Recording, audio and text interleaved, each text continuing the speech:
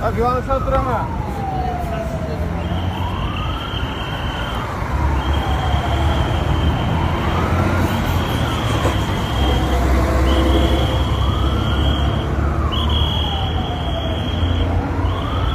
Demak, hurmatli ijtimoiy tarmoq kuzatuvchilari, ayni paytda Yunusobod tumanidamiz. Ko'rib turganingizdek, yo'l harakati xavfsizligi xodimlari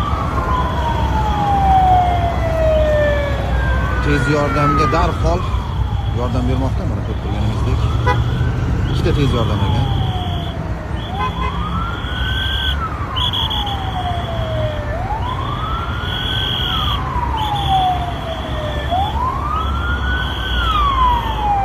Barcha haydovchilardan iltimos qilamizki, maxsus avtotransport vositalari, ayniqsa tez yordamga yo'l berishinglarni barcha haydovchilardan iltimos qilamiz.